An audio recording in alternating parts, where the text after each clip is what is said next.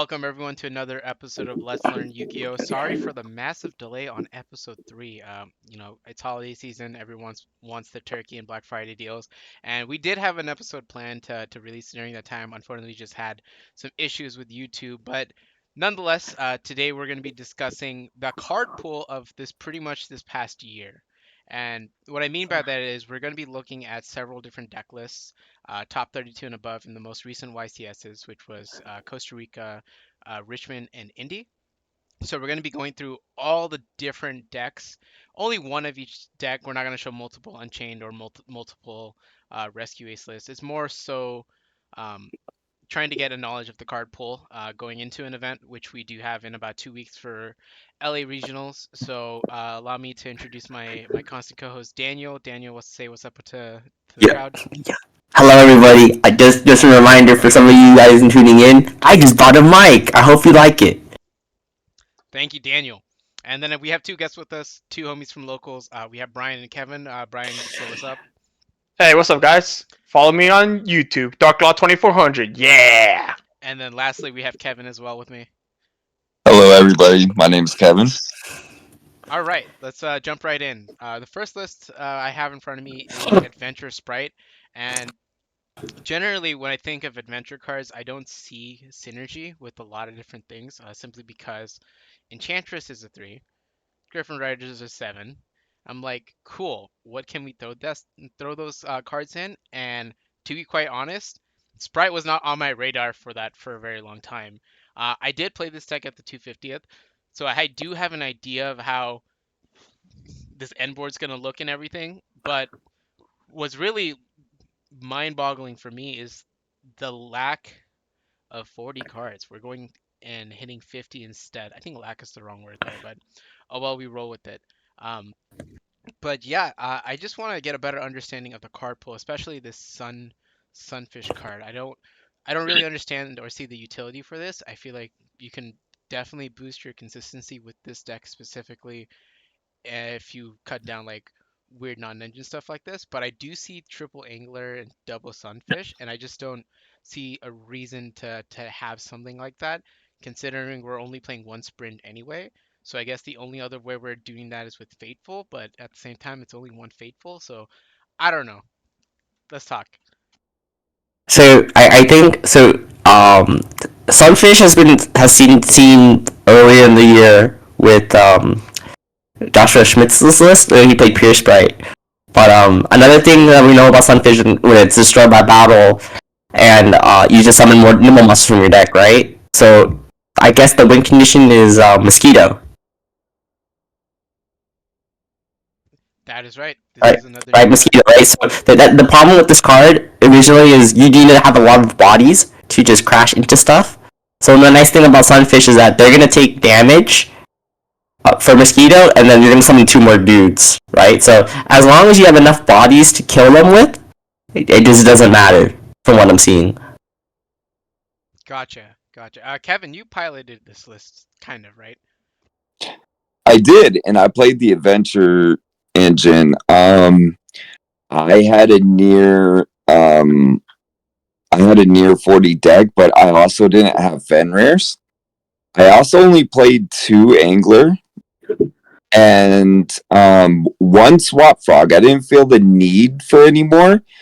And I also played the level 2 turtle that stuns the opponent from special summoning anything over 1800, but that was a I believe it was a Nats list that won that, or top that or something. The one you looked at, right? Yeah, and I actually really like it. Nice. And what was the reasoning behind 2 angler versus 3 compared to this list where it's actually just kind of playing more bodies? Because I feel back then, especially since a Rise Heart was in the meta, angler going to the graveyard wasn't a thing after one of our turns, so having 2 there is pretty much all I could do. So I didn't feel like I needed it more, and I had so many ways to get it to the graveyard. Being as Fateful, you add 1, discard 1, and all that jazz in the 1 swap frog. You really didn't need to see the 3rd one. Got it, got it. And Brian, thoughts on the adventure sprite deck on why it does well? You're a combo guy. Can you talk about the hand trap lineup for us here? Let's say the 3 Ash, 3 Nibs, three was it imperms? Like that seems like a that's like standard just for like the majority of formats. And like he has drolls on the side, makes it even the bestials, like prepping for tier. I like how he has the one harpies right there in the main deck. That's like Yes. it's stacky, but I like it. And then the one TTT, like you know, I love it. Yeah, Yeah. I've definitely noticed a lot of random one-up spells in this list with no thrust. Would you have traded like maybe potentially engine in there for thrust, or would you like hypothetically play not Sunfist, not do the mosquito route every time, and actually No, try I to like play this. I like something? this. I like the mosquito route. Like you special and you get monsters out. Like and if you don't really like OTK, like unless you don't activate like what is it, the Sprite Exceed or the or starter, you could make Zeus out of it. Like I like the or if you have like you have what Gamma Burst also. You could like wipe out the board OTK, and if you can't OTK, then you could just make a Toad and like follow up the Wazoo. Yeah, I just noticed the Sunfish card is a water fish and Toad's aqua, so I'm not too sure what the line is for Toad, but it's still really interesting to see this still It's the thrive. Bujin, It, but yeah, oh, it's the Bujin link. yeah. I They just see, I summoned it see. out. Got it. All right, cool. Moving on because we have like 20 decks to look at. I don't want to keep everyone in here for too long. And Um, just the thing on the Sunfist, it dumps Angler as well. yep, yep. All right, moving on. We have branded Despia. 41 cards. Uh, I hate this deck. I think a majority of us hate this deck, except Daniel. Oh, I thoroughly enjoy this deck. But that's just because I really love playing like Branded Fusion and it's just like Branded Lost is one of my favorite cards in Yu-Gi-Oh. Right, and I think Uh, the list in front of us, I would even argue is just blind second uh branded Despia. Seeing super polys, droplets, thrusts, talents, like he's trying to kill you this turn with this list. yeah, I think this is how you want to do it. My only issue with these type of lists is that it's more dependent on your non-engine to open more than anything, and then this is also a list that it's like you're playing thrust. If you go first, so you can set duplication, so you can kind of play in your opponent's turn.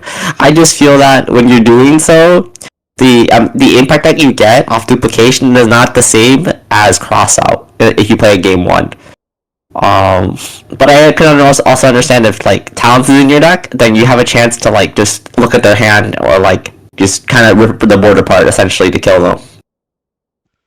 Right, and then not a lot of going first cards. Usually you would see something like the puppet lock, but I am not seeing the puppet lock in this list. According to my knowledge, I just think, especially right now with this is a lot of variance. The puppet log isn't good when you go second, just because it's just it's just more bricks in your deck. I think Nadir going second is just not good.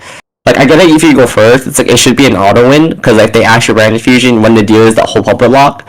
But I just feel that you're losing out on utility on your extra that you could be using for super poly.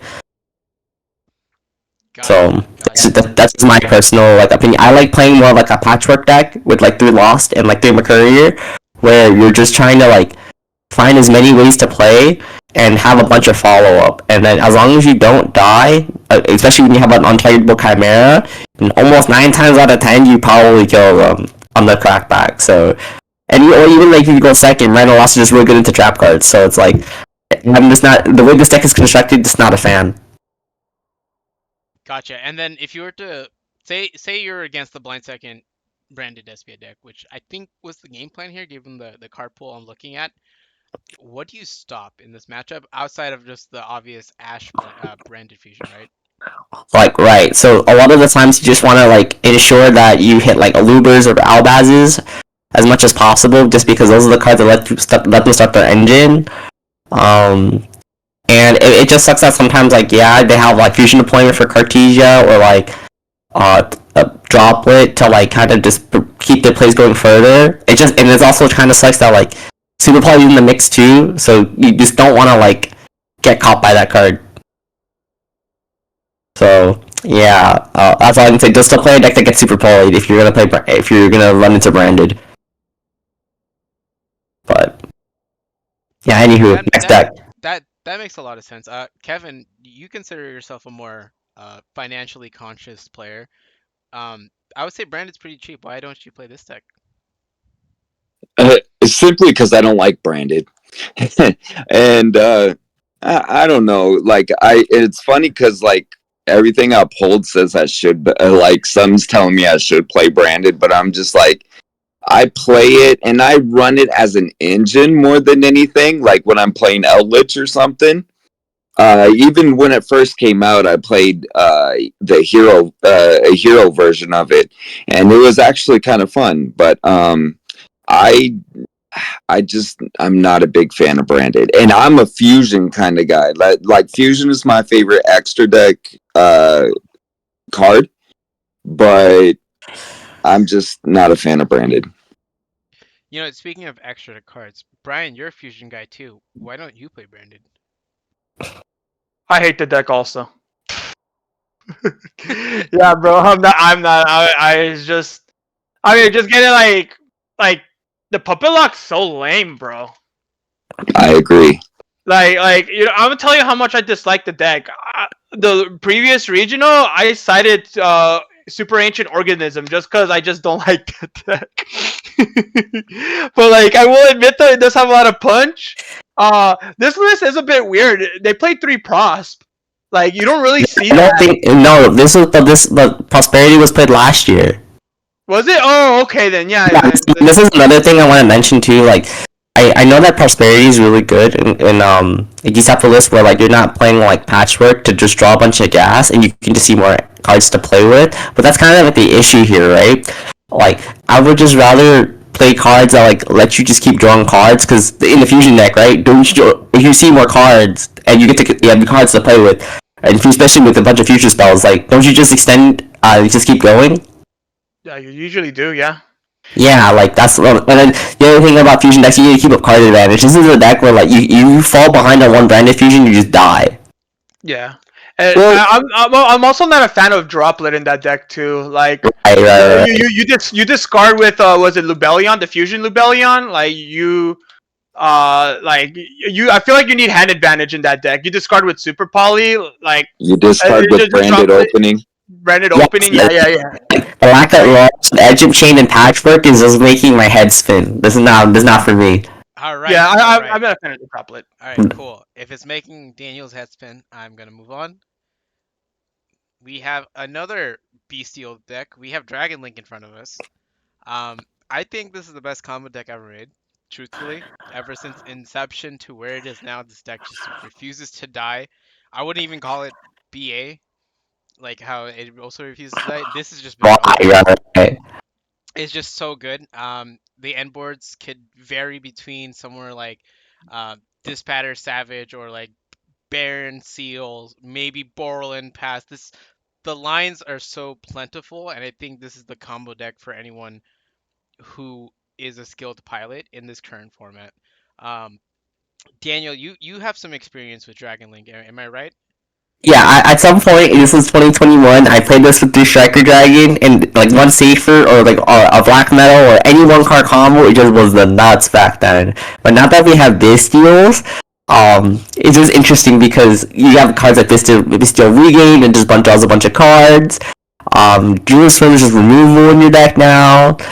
Magma Hush's engine, bro, like the deck gets to grind, which is like really what I like about this deck.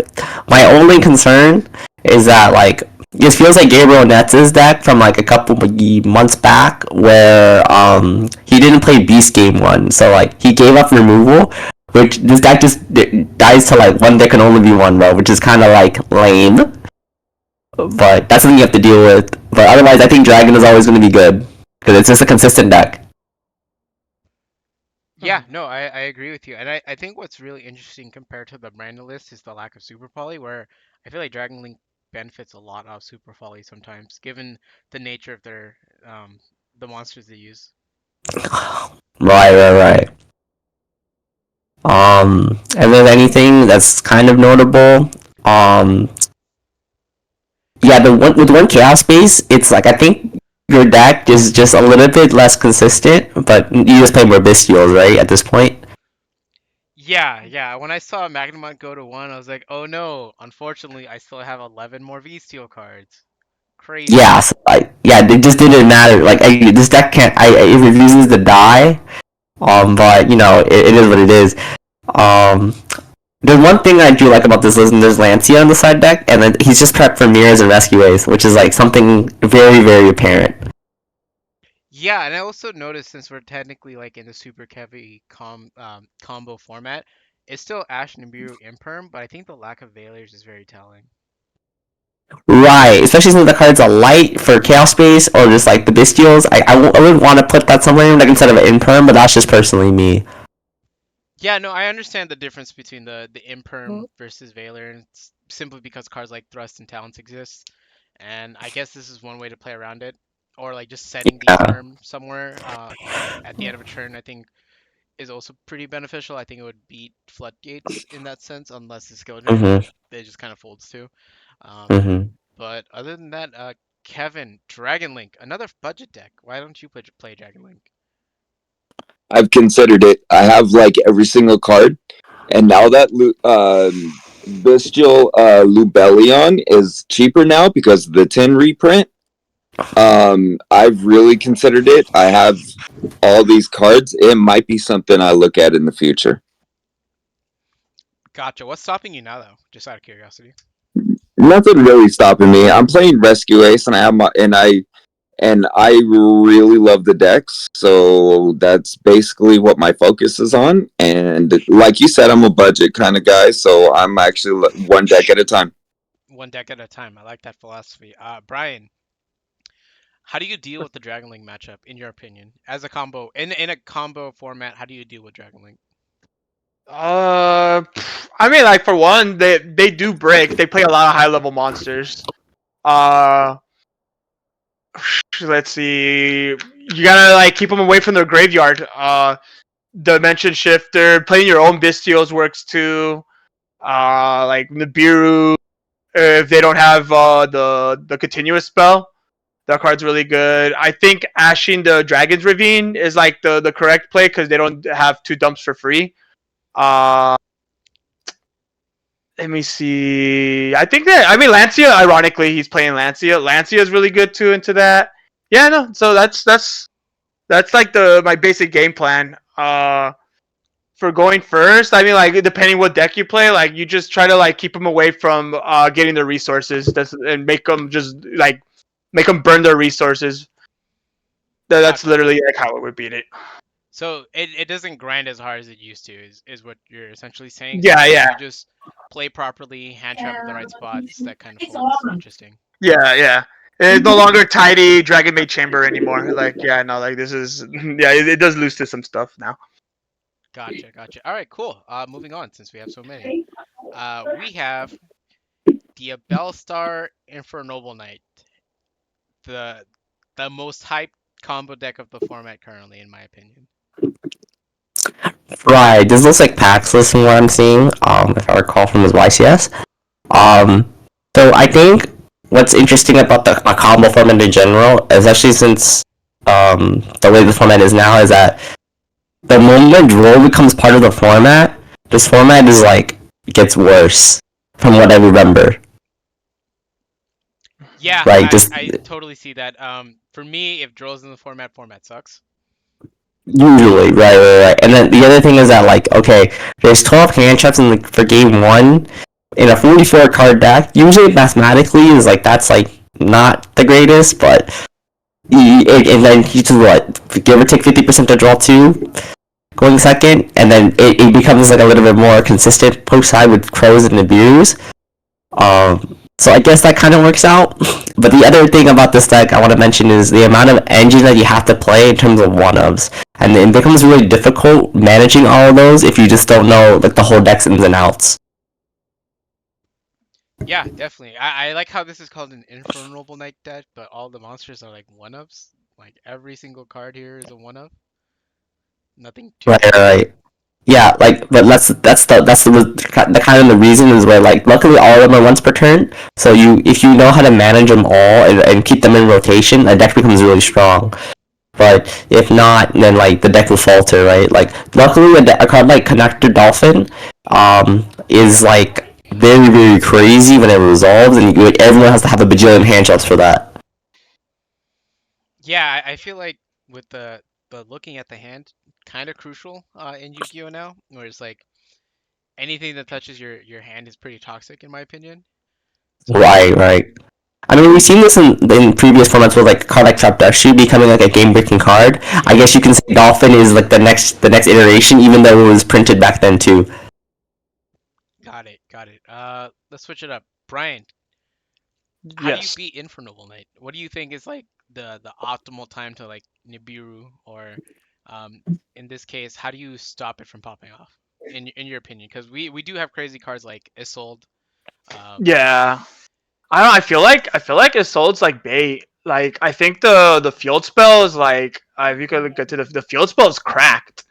Like it does so much for that. It does like so much for that deck. I would just I would ash that. Obviously, Draw and Lockbird's really good against that deck.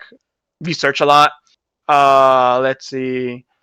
For going first, like generally try to keep them away from two monsters as much as you can because they could just that's where they get like their combo lines going with like Assault and like they could exceed, they could do all this crazy stuff.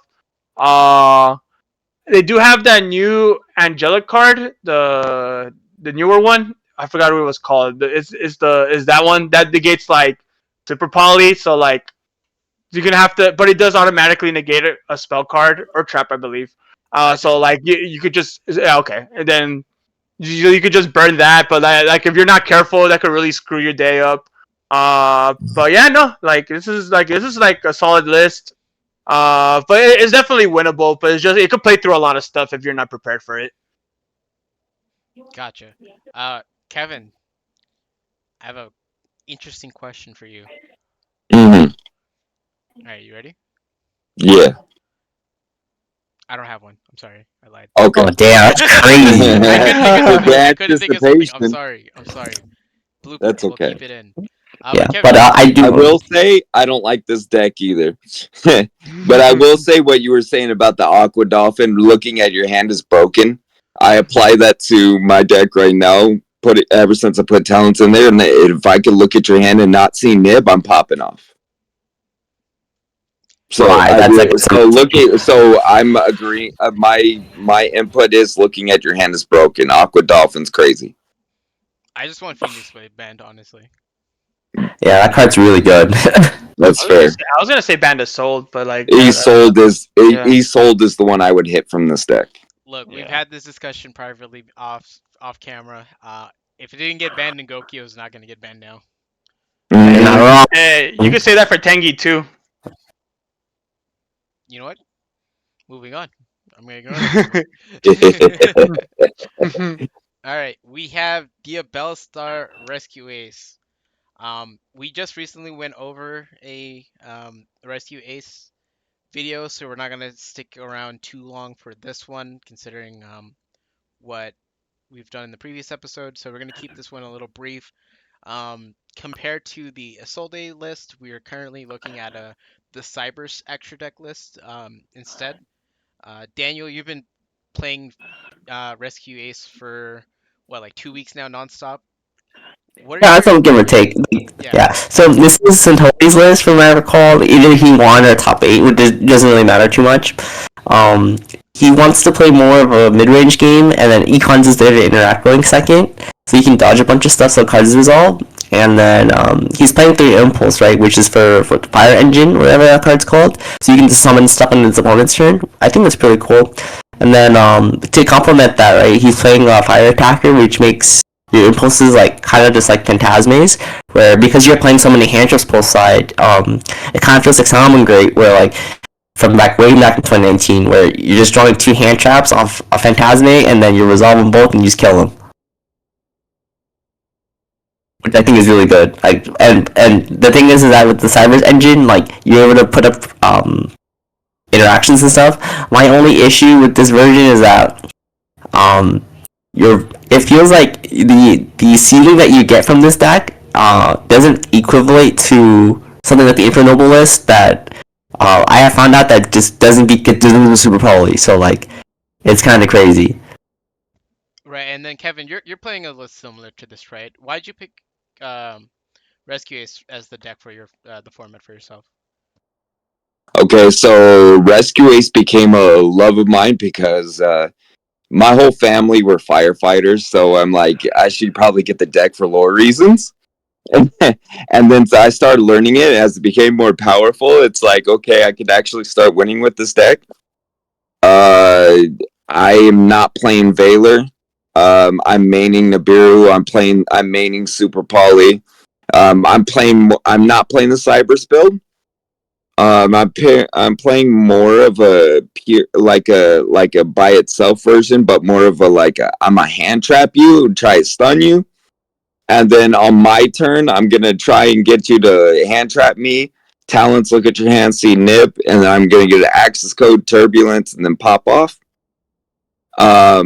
Budget reasons, I don't have a third wanted, but right now I'm as consistent with 2 as it is with 3, which is really weird. But that luck might run out. My thing is the only card I'm gonna get that this card has is Gaga Cowboy because I like how it wins in time. Oh That's yeah, my that card's time nice. edition. What's your cost ID? Just kidding. Um, Mm-hmm. anyways, Brian, you sold your Rescue Ace stuff. Why? I had it max, and I wanted to make money off it. All right, I was like, yeah. fair Fair enough. reason. Fair enough. Fair He's enough. All right, cool. I guess we can move on since we've already went over Ace. This is a crazy one. Dinomorphia. Actually, I know nothing about this deck other than it whittles it down itself down to the tiniest amount of life points possible and stuns out your opponent, which I think is really, really cool. It really plays into the life points don't matter until they go to zero, and this deck definitely plays on a razor thin edge when it comes to that idea and philosophy. Um, Daniel, I'm curious, why are we not playing this over the truth? Right. So I just want to tell everyone that I have very horrid memories at my locals and like some regionals, just because, yo, that Rex thing, that card is Mystic Mind. I do not want to deal with that card. Um, and the other thing is that so that card, if you just don't have monster effects, then you just destroy this deck with ease. Like it just gets eradicated too easily.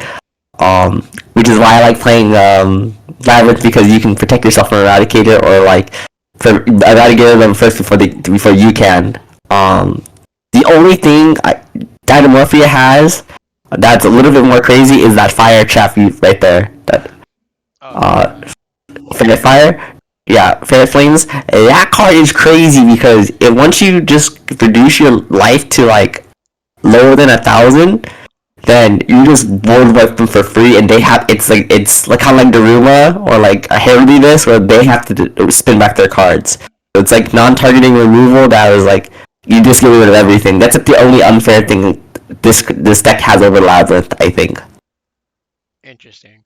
I don't actually have a lot of thoughts on this deck overall. It's just another trap deck in my eyes and the lab beats. So Brian and Kevin, open floor to the both of you because I don't honestly have opinion on about this. I just remember seeing cards get announced and released for this, and we were like, no way, dinosaur waifus, and I just kind of like forgot about its existence as a deck, as an engine, as everything. So I'll leave the floor open to the both of you to talk about Dinomorphia. okay. I'm gonna chime in first as the local trap player, as Eldritch is my favorite card. I have the biggest PTSD from this deck. We when we got off COVID, there was a 1,000-person regional at in LA, and I had almost got my invite from there. Um, I was facing a former dragon duelist champion. I don't or Dragon Duelist. He had the sweater on. He could have just bought it or whatever, but I figured he did one of those. He was a young kid. I had almost beat that in like round 8 of 10, and the guy came in late, and we got it going. He was at the judge. Whatever. It's irrelevant. But he had board wiped me with that card so many times, and I was playing Lich, and he would pull out his powerful dinos and just would attack me for game. That's the only reason. I don't like this deck because you could basically do nothing and just watch your opponent waste all his life points. And as long as you can keep your monsters on board where he doesn't attack, you just go into time. But I I've seen this deck a few times, and I like what it does just because I'm a trap guy. And yeah, that's my story with this deck. Otherwise, I have no feelings toward it. Brian, do you have any thoughts about Dynamorphia before we move on? Nope. Cool. So this is just the Ferret Flames is a card to keep in mind.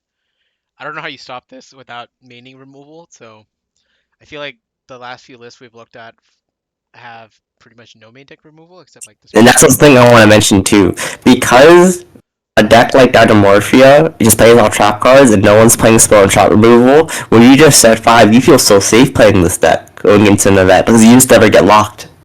You're just locking your opponent instead. Well, also with this deck, it's like Judgment is so free. Right.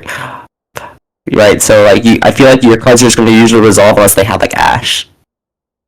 I do want to try it someday though. That deck does look kind of funny. It does look funny, and I do have all the nice cards maxed out. So cool. Moving on. Flunder. Birds are in Rift. I think this is the best deck to teach someone learning Yu-Gi-Oh. I truly believe this is the best deck to teach someone learning Yu-Gi-Oh. It's cheap. You normal summon. You don't. The extra deck is there for fun, and you get to learn a lot just by playing normal Yu-Gi-Oh, like old school normal summon go off. And this list is scary. This list is very scary because of Featherstorm, and this is the most probably ban-worthy card in this deck that's left. But it's also the only card keeping it in contention, in my opinion, because I do feel like Flunder rewards really good pilots, but you kind of get carried by this card sometimes, and it is what it is. So, open floor to the call. I don't really have much to say about this. I just don't think this deck is a real threat to me. Right, so Flutter is a deck where it's like, because Shifter exists, it's the only other deck in Yu-Gi-Oh! That can play under this type of Floodgate hand trap, essentially. And it just so happens that the deck needs to manage cards anyway, so like, you skip your opponent's turn, and then you get to play on your turn, and you just skip the cards again with like cards like Featherstorm or like Dreaming Town. I think Thrust is also a big component now, just because if you're just gonna get hand trapped left and right, you can set like Featherstorm and skip their turn. Another thing is it's a continuous spell. Most people aren't playing 2. I only see people playing 1. This is quite odd in my eyes, but it's not super crazy. And then you decide the best of the evenlies and the Featherstorms depending on what your position is, which is I think that's fine. Do you think this ratio of 2/3, 1 is that more of a siding pattern thing? You think, or is it like a format call? No, it is for sure a setting pattern, just because Thrust is just there to be more flexible for game 1. But when you have more copies of those cards and Thrust, that's when that deck becomes a little bit problematic. Fair enough. Kevin, you like Flunder. Yeah. It's a love-hate relationship. It's more of a toxic relationship. Can you elaborate on your experience piloting this deck for how long do you play this deck? A few months, right? I played this deck for months. I played this deck from when did I start? Since before Castera came out, all the way until like last regional in LA. So my problem with this, of course, everybody knows it's a bricking deck. So either you have a really good hand or you don't. But that's pretty much essential. What I don't like about this list is I would definitely at least side Dark Morg because all the trap decks are back. So Eldritch is back. Right, right, right. Dynamorphia is back. Labyrinth is really good. Um, yeah, you basically draw Shifter, draw Harpy's Feather Storm, or the reason why this deck is so strong is because extra deck doesn't matter. You could play Shifter, and the thrust is really really good to this deck. You just set the Feather Storm from deck, and that's basically GG. Uh, Outside of map, the best card in this deck, in my opinion, I'm sorry, is the continuous spell. That has saved me so many times. The fact that you could just tribute their cards away for free and just do it, like get all your tribute summons in hand. So you have Ryza, you have Avion, you have Triple M. This one I don't see Ryza in there. Ryza's really good. I was against Triple M Pen. Gotcha. And then I guess my follow-up question is, how do you brick with 6 pots? 6 pots, it's just a bad RNG. You could draw the wrong little bird. You could easily draw the wrong little bird going first. You don't open map, or any way to get into map. There's a way you draw shifters, and then when I main thrust in this deck, I draw them both. I'll draw a Book of Moon, and then I'll end up drawing a trap that I don't need, and I'll be like, well, pass. Interesting. Brian, do you have any thoughts about Flunder before we move on? Oh, this deck's toxic and I love it. It's so funny to play, bro. Like the shifter, I like the 3M pens. I'm actually a big fan of that. You want to see it. Sometimes you do map and then they get your eagle in and you're kind of like, oh damn, what do I do? And then like you have the M pen in hand, or like you could banish it with map. Like I agree with Kevin with the continuous spell. Like it is an inherent out to Noir, because like it's an inherent out to Noir. They have to respect it, so like they have to shuffle it back to the bottom of the deck, so or else they'll just tribute it off. Harpy's Featherstorm is toxic. It's funny, and I think the best part about that deck is that the art looks gorgeous. Fair Yes, enough. I agree. Fair enough. And to also go to you, Brian. I agree with the 3M pen in a time where Diablolos was a thing, or like not Diablolos, but the Rice Heart was a thing where you were just banishing it and you couldn't get into it. It's like 3M pen wasn't so bad because they can just attach it to the Rice Heart. So 3 was really good at some points, some were not. And I just like to add on a 1-2 mats with this deck. Nice. Win a bet. Win a mat.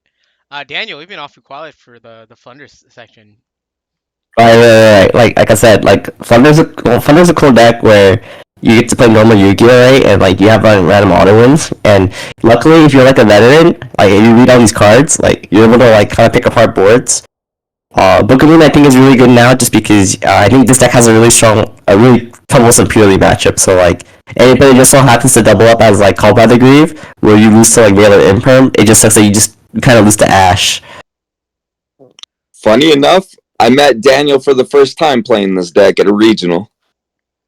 Oh yeah, good times. Yeah. All right. That's some podcast lore. That's why Kevin's here with us today. Moving on, we have an abomination, Frankenstein the deck, the once formerly great casino deck. We have Horus, Destiny Hero tier elements. That was the title of the deck when I was doing some research. Um, yeah, this one's still alive and kicking somehow, and I hate it. Yeah. So I just want to say a couple of things. The tier limit deck right now is like not the greatest, and I can attest to that because I played the Shizu tier from lower back. So obviously the deck is a lot less powerful the limitation that it has. So and because of that, like when you're milling, those aren't great. So you need to find a way to make this deck play without having to get lucky, which I think I figured out, luckily. But that's another day for another episode. Yeah, stay tuned for that episode when we go over the new way to play tier. Um, Kevin and Brian, open floor. I don't have a lot of opinions on tier element. I don't. I just refuse to believe this deck is real. even though we have people at our locals play it. I just don't see it as a threat. So maybe I'm ignorant for that. Maybe it's arrogance because I'm playing Labyrinth and I'm playing the truth. But who knows? We'll figure it out at the regional in December. Yeah, again, Kevin, Brian, open floor to the both of you. Funny story about this deck. This was my win-a-mat that I won with Flu Under Ease. It was against this deck before the ban list hit, and it hit all these other ones before Horus was in there and everything. Uh, that's when I also had the statue. So this deck, it's like I haven't lost to it a lot. Um, Even with the new stuff, haven't lost to it a lot since I've been playing Rescue Ace. It's one of my better matchups. Oh yeah. Yeah, I was like, Brian, you there? No, I'm here. I have a lot of fun playing this deck. The RNG aspect makes it so cool. Uh, yeah, it does like you do mill bad, but like it's still like I can't in a competitive sense. It could be like iffy, but like in terms of like enjoyment, like it's fun. I really like it. So yeah, Hey, not and much hey, to say about Brian, this deck.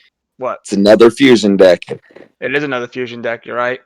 It's barely a fusion deck now. Let's be honest. Look at Yeah. this. True, true, Five true. fusions, fusion deck. Get out of here. All right. Yeah. Moving on. We do have a tier element episode in the works, so we'll be going over that. This is probably the most surprising deck on this list. Cash Hera is still able to hit top 32 at major events without a Rise Heart. So, a lot to talk about and how this deck is kind of currently piling forward right now.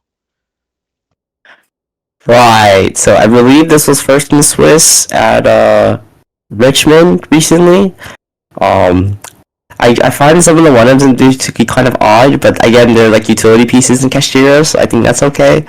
But I will say that like from what I know about this board, it's like the Shinra era, what Fenrir, um, Unicorn, and then Ogre with preparation set. Apparently that's the board everyone's making, and I think that locks for locks for 5 on your opponent's turn if all the interruptions resolve. That So sounds I right. think that's cool. Yeah, something like that. So from what I know, and then it's also just an OTK deck, right? At the end of the day, where you just hand chip your opponent, and then like, oh hey look, you're dead. And that's it's funny too. When I played Cash just recently, even with the Rise Hero one, I was barely summoning that card. Like honestly, I was just killing my opponents under 3 summons. Nice.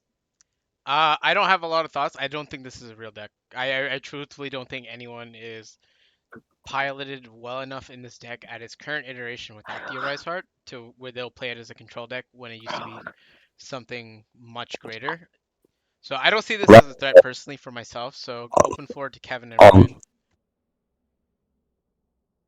Bro, the one ups there are crazy, bro. The moonlit, the econ, the droplet. What? But I like I like this Monster list so far. Reborn. Yeah. okay, that's another card I want to talk about. So I looking at that card as a thrust target, I just don't think enough people are playing on this card and realizing that because it's now searchable, this is one of the craziest extenders in Yu-Gi-Oh! Like ever created. And like let's just say for example, you play versus like I don't know the branded deck.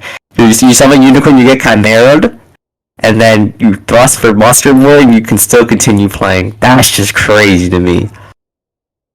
Here's where I'm at. It's a good deck because Shifter's playable. Shifter's playable. Fenrir is Pankratops at 3 basically. 2.0. And then Unicorn, you can it's a free look at and banish one from your opponent's extra deck. That's actually pretty strong. Um, a lot of these cards are still really strong. Like Birth is a free banish, and I don't. Yeah, I see him. Rice Heart is a free banish 3 as well. So I mean, it's still interrupting your opponent's deck for free, pretty much. Cool. I don't have a lot of thoughts, so we're gonna be moving on. We're gonna talk about Labyrinth, but not our version of Labyrinth, but we're gonna talk about the furniture Labyrinth. Yeah, I personally just don't like playing IKEA cards just because they're all neg ones, and to be completely honest, you have to be playing a lot of Yu-Gi-Oh! And for some of us, we just don't got that time anymore. Like, quite honestly. Yeah, I'm definitely one of those people. I used to play the furniture build, and only because I got pressured into playing it, and I didn't want to. But these cards are so good once they're in rotation. You just take the inherent -1 to start playing, but once you're in the woodworks and you're grinding and you're mining the coal, this deck is insane. The cycling, the removing cards, the setting blowout cards, this deck does a lot, and I can't wait to see iterations of this evolve over time. Considering we're getting transaction rollback in, I believe, January in the Phantom Nightmare set. So super hyped to see where this goes. Um, Brian, you're currently on Furniture Labyrinth. What's up? How you feeling about the deck in its current iteration and Arius as a new card in Bro, addition? that deck's crazy, bro. Like it's so good. Just the discard, the access up to Angel, the Muck Dragon. Like you're able to say, Yeah. I like the list. I like his list in the sense that like he's saving his blowout cards in the side deck, is the barriers, the viruses cards, because like the format's so wide open that you really don't want to main those and have dead cards in your deck. So you rather have the Brewer Cannon, the Ice Dragon's Prison. I'm surprised he doesn't have terrors, but I mean like maybe he doesn't need it. Who knows? I like the 3 clocks. Like he wants to maximize activating traps. So like yeah, this is really good. Cool. And then Kevin, you bought all the pieces for this deck, right? I did. It'll probably be the next deck I play in the after I'm done at regionals coming up.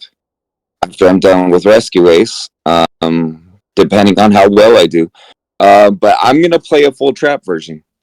Um, like I don't mind the furniture cards. If I do the furniture cards and I'm playing against Shifter, I want access to more floodgates.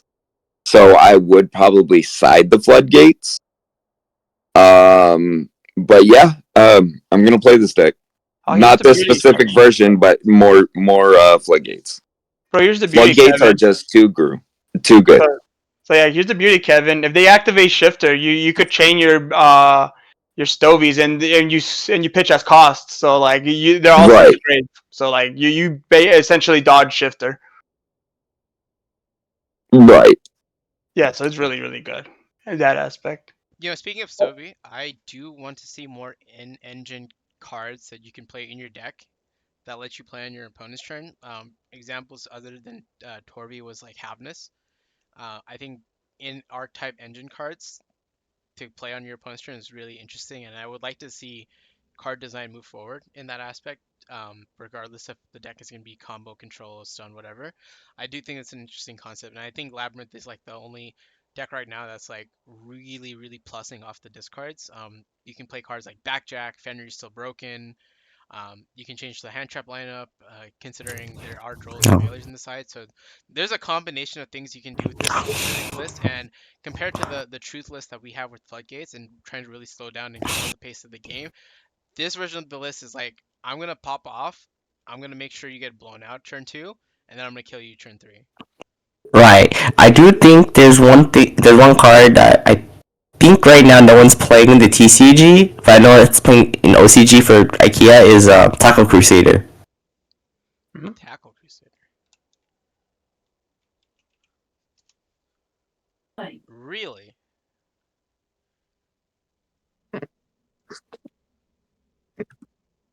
Right. So here's the thing. This card, when it's discarded, right, it's pretty much either Book of Moon or was it a compulse for back row. So think about it, right? When you're resolving in furniture card, you're just booking their guy.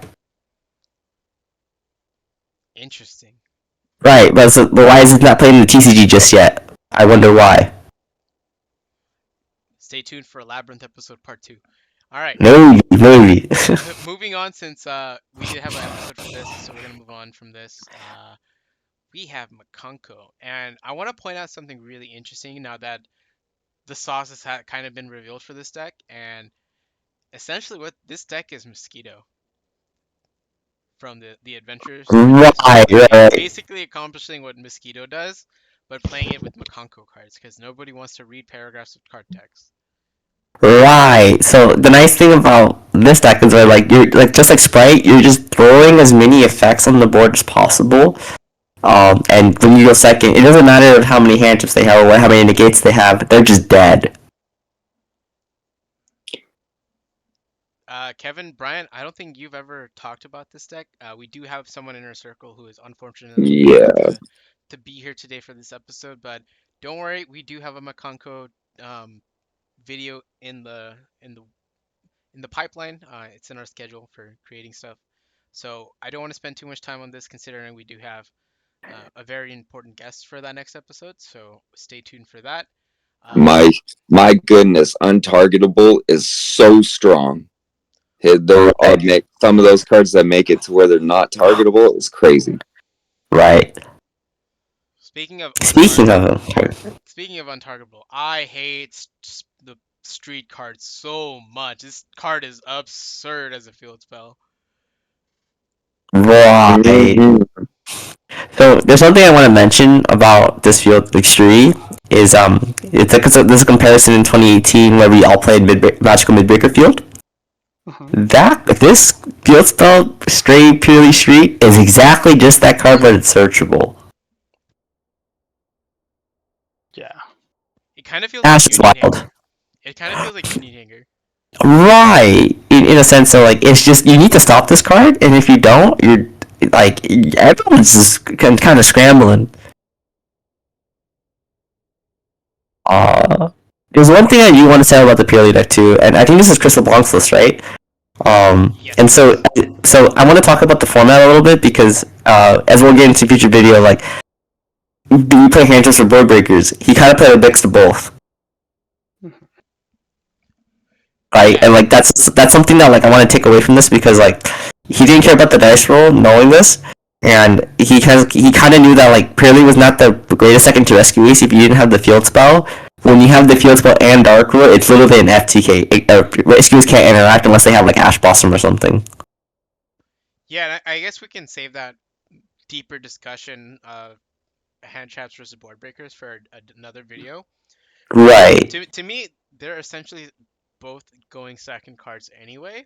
So as long as in engine gets to whatever end board you're going for, turn one, I think your It non-engine doesn't matter. your board breakers and hand traps come secondary, and then the lineup can change according to the format. And I think having a good mix and variety of both is beneficial. Right, right, right. I will say though, there's one other thing. I think from what I'm seeing right now, everyone's adopting. Purely starting to play some limited on their side decks, and that's like kind of concerning because isn't this card just vanity emptiness from like all or like lower pressure from all those years ago, and now we're starting to see like a deck like purely take advantage of this floodgate.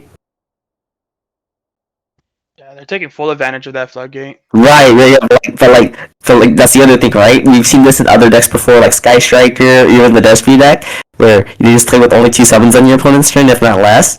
So you can only imagine this guy gets more popular as the weeks go by. Yeah, that's true. Yeah, and Mhm. it's kind of concerning game two and three, especially in the combo heavy format we're in right now. If you're not at least siding your back removal, I think you just lose to summon limit as a card. Right, right, right. Especially like link decks, because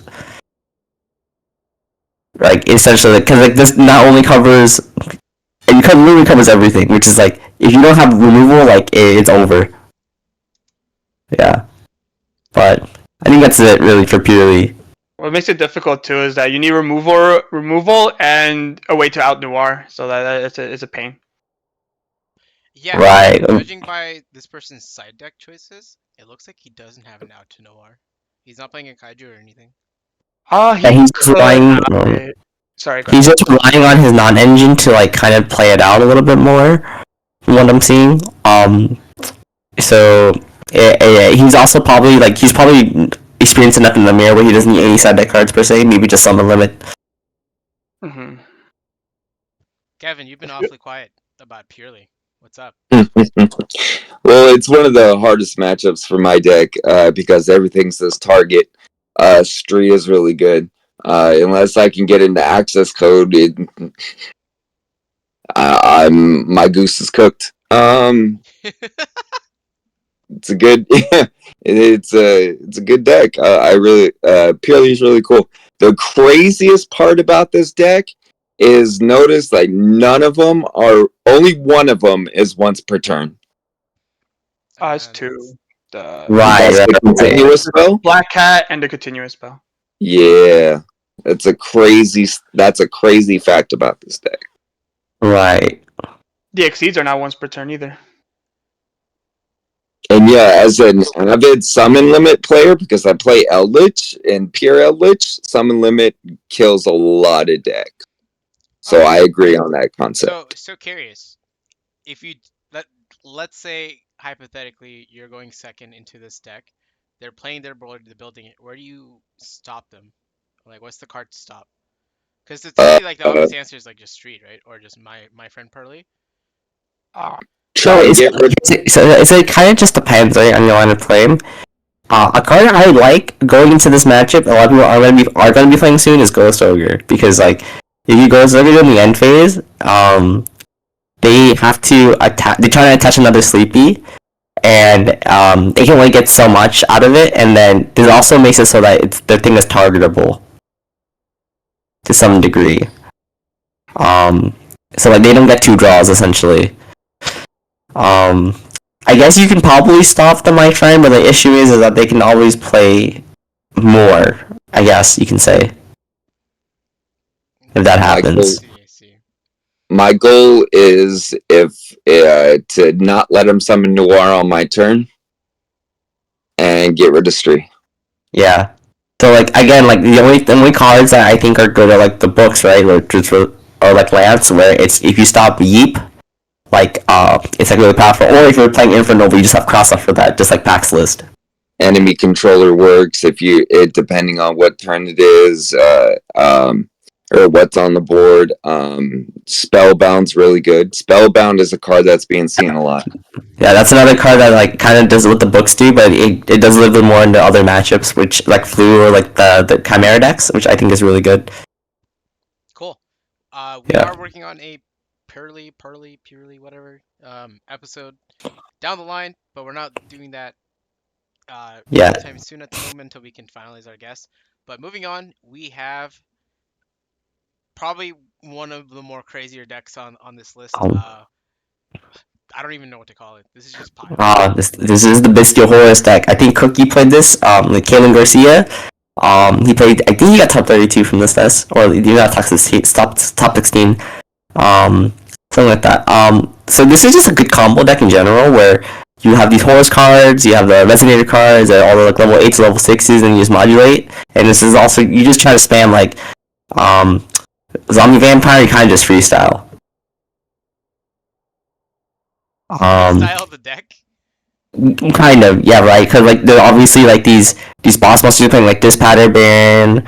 What is it? You're making Hope Harbinger. So you're just putting up on like the deck is these views. What we're seeing. So like the deck is it's very flexible when it wants to make its end board on, depending on the matchup. So I'm pretty sure blind is like spheres and like Baron with a Dispatter. I think that's pretty good. Maybe like the Red Dragon stuff is also just good. Um, but what I'm seeing is like you get to play cards like Black Metal Dragon, to like start as a one card starter, and then like I'm surprised he's not playing any of the baby dragons, just because he even though like Chaos Beast is at one and there's only one safer, you would probably want more starters. But because he has the horse cards, I guess it works out okay. I'm. This might as well just be Dragon Link. In all Right, honesty. right. But here's the kicker, right? I think that the issue with Dragon Link is the horse cards are just a lot more summonable and flexible into like making different types of boards. But if you just keep Sarcophagus on the field for even one turn, they're just dead because Mseti's pretty big, bro. Yeah, M City's a 3K body. That's insane. Yeah, that card, like apparently, if you just don't get rid of Sark, that card comes out every turn as 3,000 target. It's like summoning Blows by Dragon every turn. That's kind of crazy, bro, if you really think about it. I gotta rebuy my engine. Is what I. Every time I see this card, I just like I gotta buy my engine again. So, like, yeah, like Ash Blossom, I think this is pretty strong, but that means you lost your Ash Blossom to all the other things. So, like, multiple hand shots is what needed in the format we're kind of seeing to beat these kind of, like, weird combo decks. And another thing I want to point out is no respect for back row decks at all.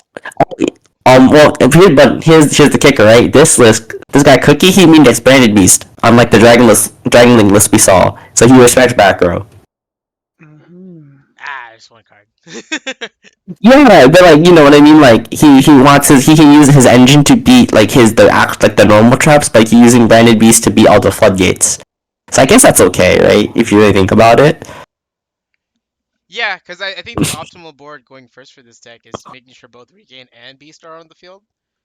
Yeah, so there's a rotation, and then And then the rest of the board doesn't matter.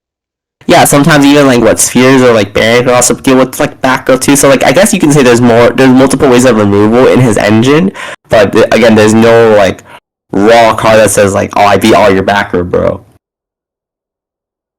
So I guess that's a trade-off where you want to play for consistency rather than like have a blowout. Yeah, I see that. Kevin, Brian, what am I looking at? Looks like a pile, bro. Looks like a pile. It looks crazy. No, but I like the deck though. This looks cool. Yeah, it kind of reminds me of older Yu-Gi-Oh. Like in a weird way, it's like a modern Edison deck that I'm looking at. Yeah. Right, and another really cool thing too is that back then when we had like these good stuff dot decks where it's just a matter of the player picking up stuff and then whatever engines you put in together, it's that kind of cool, right? And as long as you understand your sequencing of cards and when they lead you to, I think that's all that matters at the end of the day, right? It shouldn't matter what you're playing as long as you play it perfect. You know what vibes this deck gives me of? Remember back then the base deck? Oh, Where you me just too. playing, So that's what I'm a saying. bunch of broken cards all together, and then like Yeah, the like right Red Rose deck, Dragon and like rights and stuff like that. Yeah, like that's yeah, I think that's pretty Oregon, cool. Hulk, and Despot, and yeah. Yeah, it reminds me a lot of that. So I guess you can say like for anyone who's like looking into this podcast right now, think of some good stuff dot decks that you can look at the card pool for the time being. You might learn something. Yeah, speaking of viewers, if you've stuck around, we are past the hour mark. We're about an hour, 2 minutes, going on to an hour and 3 minutes. Trooper, honestly, Trooper, like, comment, subscribe, of course. I gotta throw that in there. I feel like I don't do that. So, yeah, moving on. We have Runic. Oh, I love Rudick. I think this was the Asian persuasion guy. Yeah. Also, by the way, for anyone who's listening, that was one of the few guys that got me into Yu-Gi-Oh as a kid. Without his videos and his channel, we wouldn't have a community that we have now. Quite honestly. Big So, shout out to Asian persuasion. so yeah. So even before this, like, he has an SGC. Was it SJC top 8 from years ago when he played Lightsworn? But yeah, and he's won a couple of regionals here, but he hasn't had a YCS top since then. So this is his first one, and I'm glad he did it with Runic because it just shows that like his experience in the game, and Cardpool knowledge shows that no one respects floodgates, bro. And having found in top of floodgates is actually just the nuts. Yeah, and I want to talk about this card. This was the spicy tech in his deck. It's Scrub Raid, and it's a pretty funny card. Right. And I think this card doesn't get enough credit because like you're playing like a longer game than usual. Because the optimal way to play this Runic deck is deck out usually. So if you're just giving yourself more turns for your opponent to just run out of cards, I think this card is actually just cracked. Especially since no one's really playing monster effects after resolving a skill drain or a rivalry. Or like their can essentially. Also, another new addition to this deck is the Time Tearing Morganite. Right. I do want to talk about that card too because this is one of the first of its kind where it kind of just breaks game mechanics, and it's kind of like it replaced like card demise in the sense that like you don't empty out your hand, but you're trading to basically draw 2 every turn. And if you think about it, you draw 2 and you draw 3 off on every other turn. You're just drawing 5 cards. That's just ridiculous, right? Yeah, Mm-hmm. it's pretty absurd. And when you think about it, if you're just drawing a bunch of floodgates and you're setting them all, once you have like at least three, like the game should people should just screw because you're not playing most people aren't playing removal. I also really enjoy the Dark Bribe over the Judgment. Right. I just found out this recently too, right? So if your opponent activates Pot of Prosperity, you just can't activate Bribe because they're not allowed to draw. They're forced to not allowed to draw. Mm-hmm. So that's something that I would probably change in the deck building process. Although I do agree that like in the grand scheme of things, drawing a card is probably better than playing half your life, especially when you're playing a deck that's just trying not to die. Also, Um, it's to boost the speediness of deck out. right. You drawing that one extra card does matter. I do also want to say, I think to counteract the whole situation is that he's playing cards like Dogwood, especially in a deck like this. I So like he that. always has infinite turns to activate a floodgate, which is really important. Another card that I think Brian pretty likes this card because he hates branded. Um, Organism. This Yeah, is I another love this card. card. This I card is do another absurd. card. This card is literally listing mine for all those decks. Like especially so, play while you can, guys. And here's another card that me and Taj like because we played a lot of the truth. Yo, Soldier's crazy, bro. I actually played this in Life Twin. Right. But like, don't you just want to chill off tier limited Unchained, bro? Yeah, yeah, I see it. I see it. All right, Yeah, cool. I would like to give a shout out on this deck. I played 3 different variants. Runic can get so fun. So fun that I actually did Runic Dinos. That was a fun trip. I actually topped with it at our locals. I know it's just locals, but it was really fun. And Runic Dino, I got a lot of heat for it, and I got a lot of like interesting kind of things. What happens? You deck out your opponent, and you set up a bunch of negates, and it's really fun. It was one of my really fun builds. And what about the other two? The other two, I went to the YCS 3v3 in Vegas and played Runic Eldritch. It was whatever. If I did it again, I wouldn't play the Runic variant. And I played Runic Stun. Runic Stun is you could play so many stun cards. It's like you're just decking them out. And Dark Bribe was really good because Dark Bribe, it like exactly what Taj said, it speeds up the decking out process. And when you get to the point where your opponent has one card, Dark Bribe, there it is. So Beautiful, that's beautiful. that's Bro, get this abomination off my face, bro. and you actually hate this deck. I believe it. Yeah, I hate it. Crazy. All right, next deck. Next deck, moving on. We have Salamangreat. mm, Interesting. You think that like the whole Nibiru joke about this deck is like a thing? I guess it topped, so we gotta talk about it. So I'm a big fan of Solving Great because like the deck is just very flexible at recurring itself every turn. I also like Flame Buffalo as a card. That card is just draw too, bro. Um, the one thing that's a lot more notable about this list, especially since it's topped, was Fire Recovery, if it's called. Yeah, this card is just pot average or like just some monster reborn a lot of the time for your Yeah, deck, which is really pretty good. absurd. This card's pretty absurd. This is also another deck that if someone I know wanted to learn how to play Yu-Gi-Oh, I'm handing them Salad. This deck teaches a lot about the game inherently, just simply because of the way it's being played currently. And in the past, it was like Sunlight Wolf, two, one Rage, one Roar, field spell, try to play. But now it's doing a lot of interesting stuff with the new Phoenix card. Um, Raging Phoenix. I don't know if anyone has fully taken the time to study this card yet, but Raging Phoenix is an insane card. It is an absurd card. And then we also have two new additions in the main deck with Salmon Grade of Fire and then the Weasel. Um, Recursion. is something that is very rare in Yu-Gi-Oh in my eyes, because not a lot of decks just have like those inherent grind games. Salad just has it, and it's always has had it for a very long time. Right. So another thing I want to note is in this list there's no access code talker and like there's no like Cyberse package. It's just a Pit Knight and then he's playing Proxy Magician to make Violet Chimera. I think it's to keep with the theme of like playing under like the floodgates, which is I think is perfectly fine.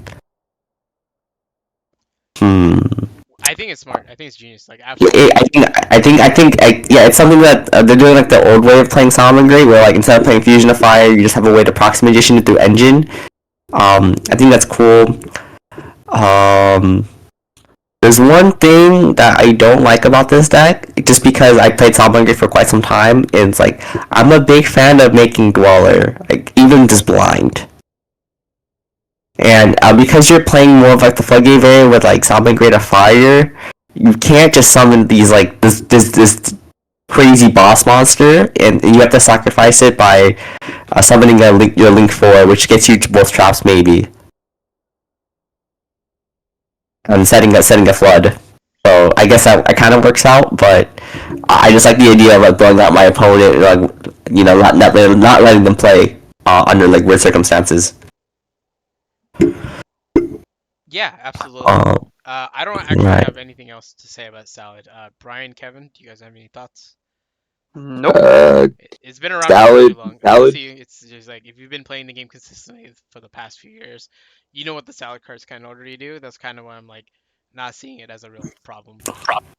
Salad is another one of those deck where goodbye Arias Heart, welcome back Salad. And it's like they got a lot of love on the ban list, so with all their stuff coming back. I think all their stuff Yeah. is back now, right? Yeah, think it's so. a full power essentially. That's the one thing I will say about this deck is if there's a lack of Nibiru, this deck is really, really, really good. But once people respect this deck, Nibiru is just on the map. And toss format, hey. True. Right. I would love to do an analysis video on that. I love that format. That was the format I learned I competitive Yu-Gi-Oh. I like it. Yeah. Moving on.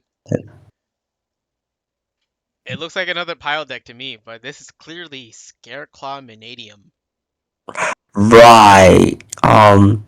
So I'm actually a big fan of this deck because this is like one of those like, combo decks where if you open a specific 2-card combo, you just put up infinite negates for no reason.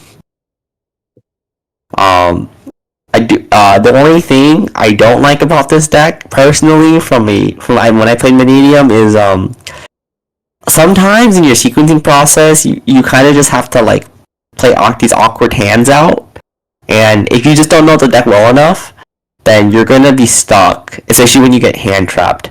So for me personally, I like playing 6 balls in my deck instead of Fenrir and the Scareclaw Cash, just because the deck is already good at putting up as 15-21. It just needs to get to a ball, and once you have a ball, the deck gets rolling, especially through hand traps. What do you mean by ball?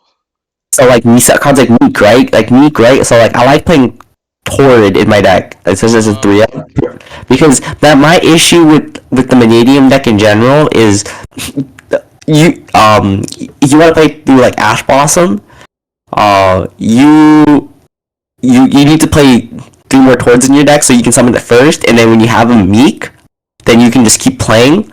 And the other thing is that my criteria with any other combo deck at the moment is that especially with this hard combo deck like this, you want to be able to put Baron as your 5th summon, and having more access to balls accomplish that when you do get hand trapped. If not, ensure that you always, always, always play. And even if you're 3-card combo hands, it's always full combo. Interesting. And I see Yeah. Crimson Dragon here, but where's the lock? Oh, so yeah, that's the thing, right? Like a lot of the time when you're playing this type of deck, the combo is a very interesting topic because sometimes remember in big tournament setting you're playing maybe 50% of your games when you're losing the dice roll. So if one strat is 50-50 and you're banking on your game one to be going first, I don't think that's ideal to doing a lock. I'd rather just kill them. And then the other thing is that doing a lock like that, what if your opponent just sets 5? So and then just have actual negates at that point. And then personally for me, right, I think instead of playing some of these slots, I think I'd play a Chain Abomination, just so that I can, if I do play a trap deck, that card just beats back row for days, or helps you fight through boards, with cards like Dark Rotom or any other board breaker. Cool. Because it does the same thing as access code, but we can play that going first and help break back row. Yeah, and it seems like the game plan is just like you said, infinite negates, and if you can't do that, okay, we can play that too.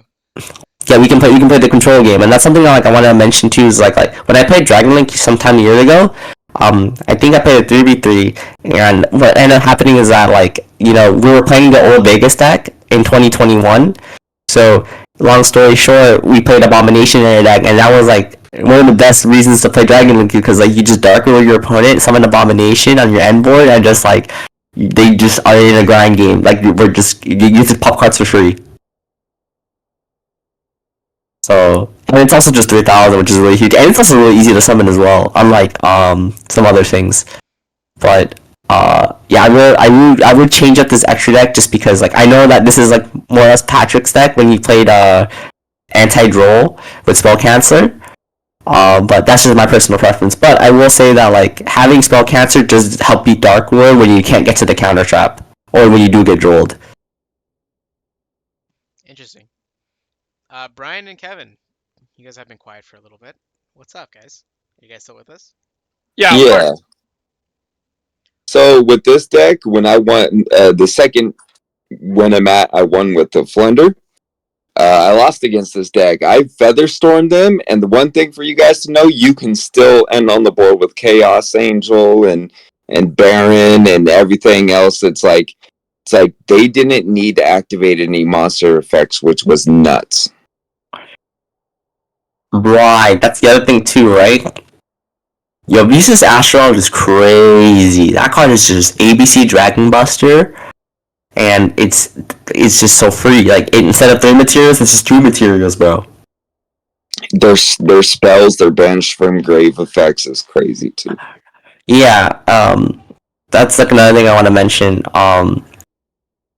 This deck has a lot of utility slots, so I would, for anyone who's looking into this deck probably for the foreseeable future, experiment a little bit. You might find some flavors that you like and not like, based on how your playstyle is. Okay. Brian, do you have any closing thoughts before we move on? No, I don't. The deck's solid. It's really good. You gotta prepare for it. Yeah. Speaking of things to prepare for, I don't believe this deck is real. I think the format's too diverse. Oh. Yo, anytime we see an anti-graveyard deck, it's this. And it's gonna be this for the foreseeable future, from my understanding. Right. So another thing I want to mention, so what is that guy? Steven Santoli, he won with this deck earlier this year, right?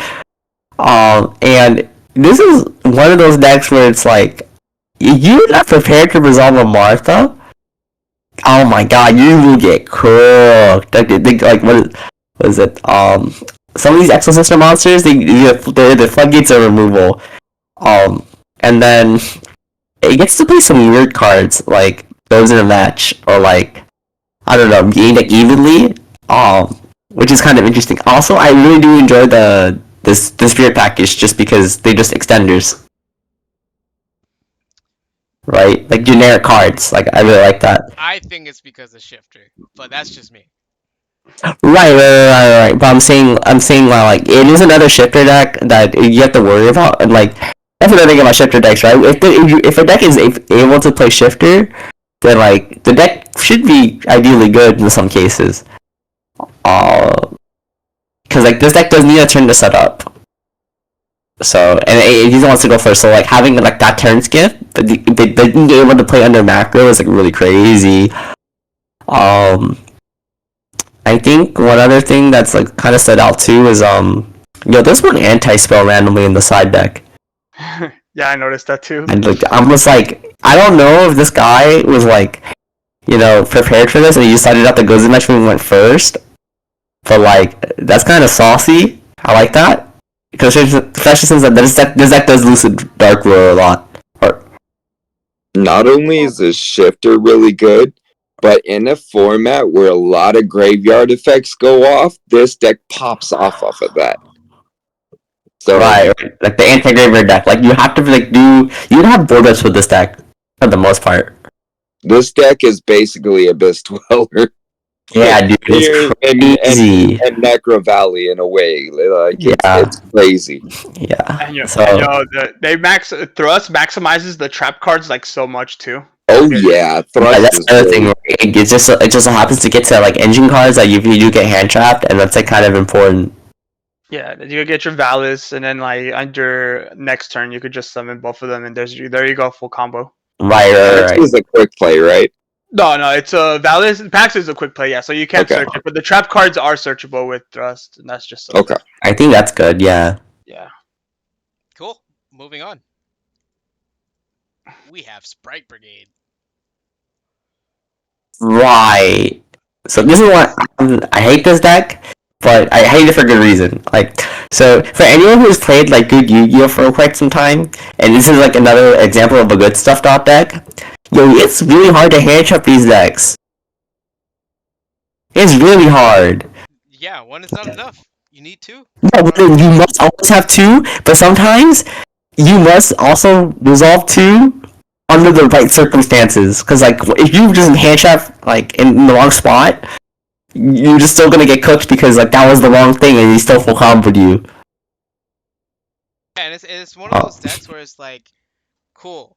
Do you let the Sprite stuff go off, or do you let the Tri Brigade stuff go off? And like that's all dependent on their hand, and we don't know that as a player. Yeah, like that's the other thing too, right? Like because both engines can get to each other essentially, like it's really hard to resolve these hand traps that you own, even if there's like you play 15 of them because you just don't know where to hand trap. So you basically, long story short, you might want to learn to play this deck in order to learn how to hand trap it.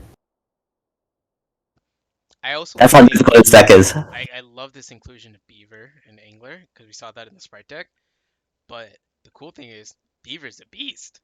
So Right. So like once you resolve like a Beaver and Angler and you summon Gigantic, your Tri Brigade cards are live after you get hand trapped.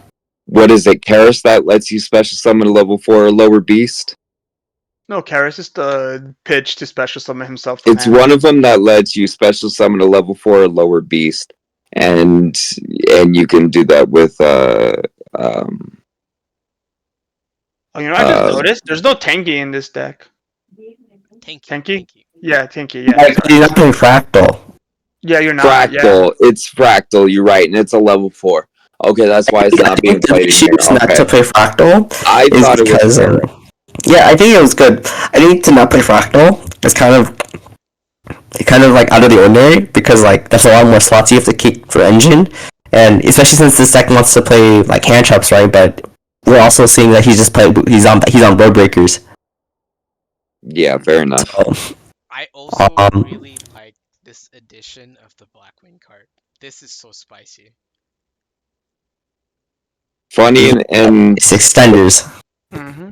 if I like anything from the branded lore, it's these two engines: the Tri Brigade and the Sprite. Yeah, I think that's pretty cool. If anything I had to say about this deck, bro, he just citing 3 barrier 3 anti spell, bro. That's just a bunch of hate. Yeah, it is. I agree. He's just not trying to get Darkwood at all, which is fine.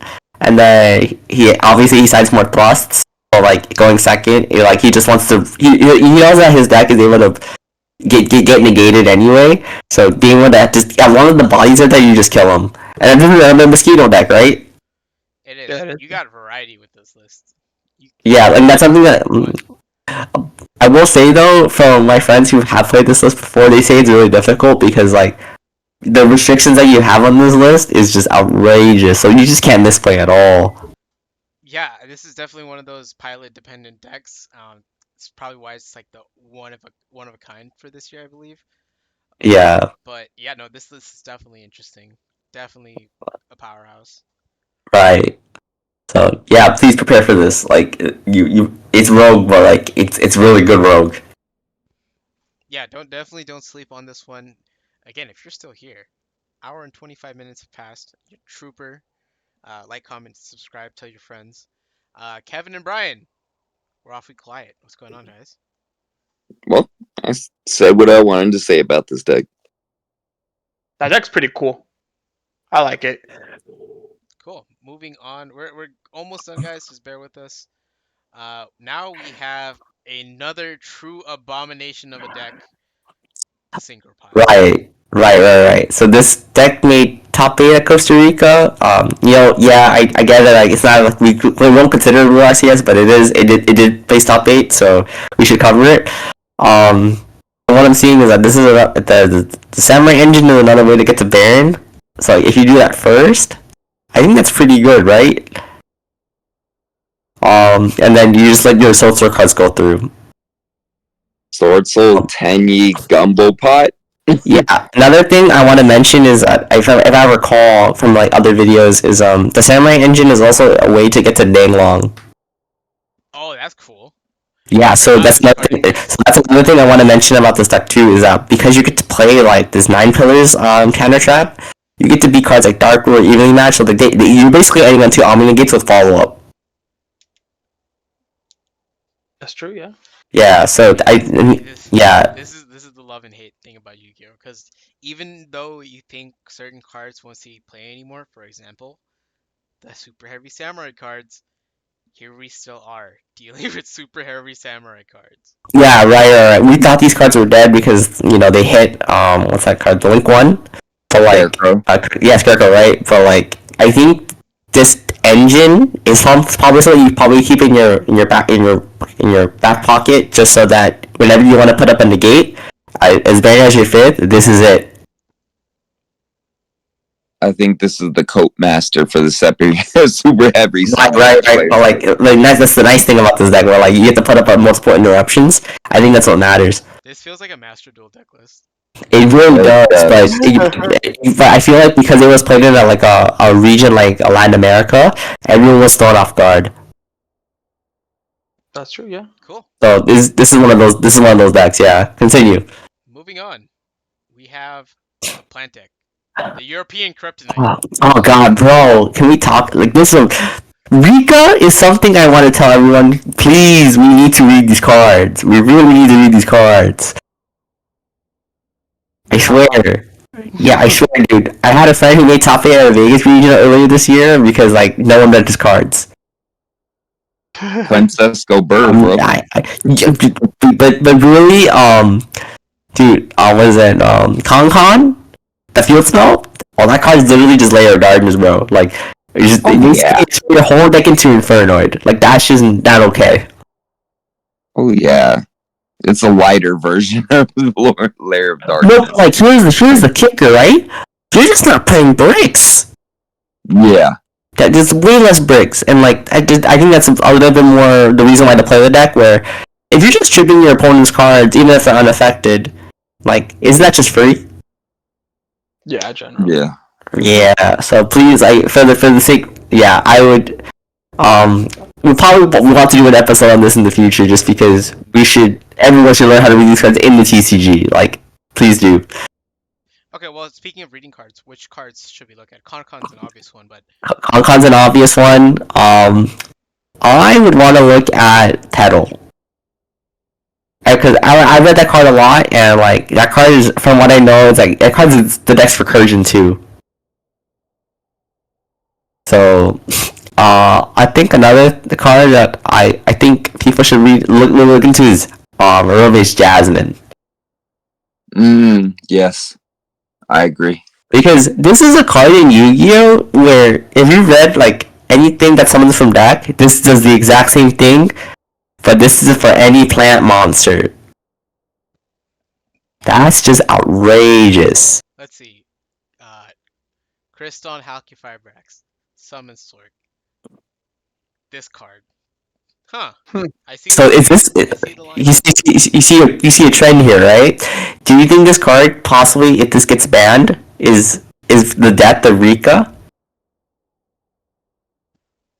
That's a very Yeah. thought-provoking question. Perhaps we will do an episode on this. I have not created the graphic yet, so we'll keep that in mind. What other cards? What I think the sewing card's pretty good, right? Make sure you keep track of Princess. I think. Make sure you keep track of that card where that's at. Yeah. That's another thing too I want to mention is that I think the way you beat these type of decks is like putting them like face down so that they can't get linked or like synchroed, and I think that's why Rescue Ace is a good deck against this deck because we really think about it, like cards like Preventer or like Contain prevent them from extending. Mm-hmm. Yep. So that's something that to keep in mind. Small World is one of the craziest cards in this deck. That's because the bridge on what this card does, it gets you in literally every monster, so you can out every situation. We can basically go second card at this point. The theory on builds with it goes crazy. Yeah. I love the bridge with Gamma. Yeah, because it's water. And you know what's crazy too? He plays Thrust, especially if you're going second. They're most likely have a monster, and you have so many cards live with that. Mm-hmm. Right. And there's another card I want to mention too in his side deck that he can thrust for, and that's Spiritual Water Art Aoi. Oh, it's a pointer. Yeah, literally a pointer. You can just like get Headshot Infinite, someone will have a water monster, resolve it, and you're dead. Like you have to interact with them everywhere possible. Jeez, Thrust can get into Unexpected Die, Small World, and oh my goodness. Talent. That card is Talents. That card is Trap Dash Shoot. That card yeah, a pointer. Like it does wonders. So yeah, it's really rough to hand trap this deck knowing that that card exists. This is also another shifter deck. Yes. Is this really another shifter deck? Jesus, maybe this card is a problem. Yeah, so I don't know if like this card's gonna be this card's a 2 nosy for a reason, so that's why like maybe they stop playing it. But like, if this is another deck we have to worry about where shifters like could possibly something that can go wrong. Yeah, this deck's hard to hand trap. Brian, So- you're quiet.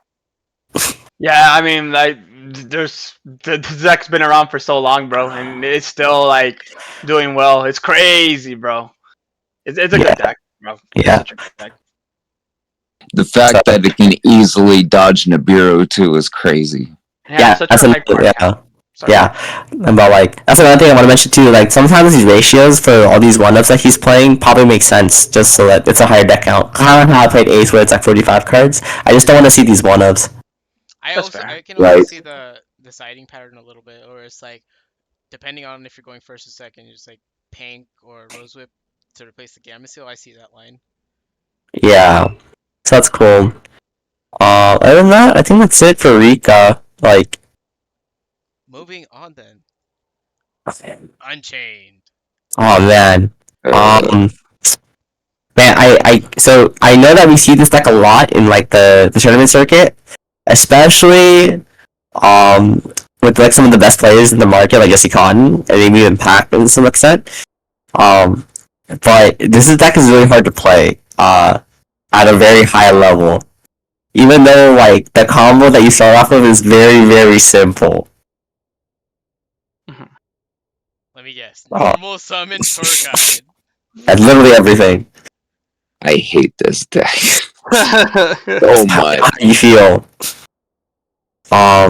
It's just like it's one of those decks where like if you're just not, I mean you're gonna prepare for it, but if your opponent has like a really good pilot, this deck will just take over. So that's like kind of like the big premise, right? Like how good is someone? How can you tell someone's good? You just make them play Unchained, you'll find out. What I find really interesting is that there's no thrust in this deck at all. Oh, that's another thing. So I personally like less in this deck. However, if it's the trend of like there's just too many like decks in the format, then I can understand the non-engine you have to play. Just to compensate for that. Like personally, if I had to play this deck, I'd probably just not play talents and just play 3 thrusts, so I always have trap cards in rotation. But the other thing is that like I remember I'd probably play just a slightly bigger deck, just so that I have my setting patterns are a little bit better, while my deck is relatively still consistent. My deck that I'm playing right now, uh, I I hate that I have to play a lot of cards just because of this deck. Right, Do you right. feel like as a I have player, to respect this deck. do you feel like as a player, Kevin, that this deck kind of gatekeeps the format from like the really good players to not so great and or new ones? I agree with Daniel that a really good pilot will go far with this deck. I We agree have a with guy at our locals that is playing this right now that's a really good pilot, and he does pretty well with it. Yeah, he's pretty good. Right, like I was playing this for like quite some time as well. I ultimately had to drop it just because my friend needed to have a deck that's like kind of just where it's high ceiling but low learning curve, and this is like kind of that deck. But if you just give this to someone who knows how to play Yu-Gi-Oh for years but doesn't know the format very well, he'll figure it out. Me, I want them to activate Caesar so I can activate talents and look at your hand and get rid of that Nibiru and pop off. Right. That's Yeah, like you just take their Caesar and they just break their board. yeah, I could either do that or Yeah, look at your hand, get rid of the Nibiru and go off. so another thing I want to notice about this deck is the inclusion of Sangan. A lot of people in my circle are talking about this, and this card is absolutely absurd. My boy Sangan. Because now what ends up happening is that if you have Shavara and Tour Guide, you're basically searching any hand shot on top of your combo. It's pretty good actually. That's ridiculous, bro. It is, yeah. Ridiculous. So if you really think about it, like, wouldn't you want to just throw unlock when you go first? I mean, Yeah, I would. I very much would. Yeah, so saying is just crazy, bro. And again, we're seeing this trend of shifter in the side deck going second. hmm So This card is a problem. Who knows? this card is a problem. Like there needs to be a way to address this, like this card. It's just giving everybody problems, bro. It's because So- this deck has so many this deck has so much gas that shifter really doesn't matter. Well, it just so happens that all these cards work under shifter, right? That's like the biggest thing. Exactly. Yeah, but only going second. I don't think this deck. If Unchained goes first and it gets shifted, it loses a bunch of its grind game. So I would only play this as a going second card, essentially. I stopped playing shifter just because like it doesn't hurt as many decks as it should. Right. Alright, but we're gonna have this for another episode. Let's go into the next deck. Oh, before we move on, Brian, you didn't get to say much about Unchained. What's up? it's a good deck. It's a really, really good deck. Yeah. I had the Veiler the one Veiler. I like that. That's cool. The 3 talents, the pros. The deck looks like it looks like the stereotypical build. With Right. the Encore. Yeah, that's pretty. Yeah. All right, moving Cool. on. Last deck of the night, we have Vanquish Soul. This is the modern day gadget deck for me. I really think this deck Yeah, okay, is so yeah. cool.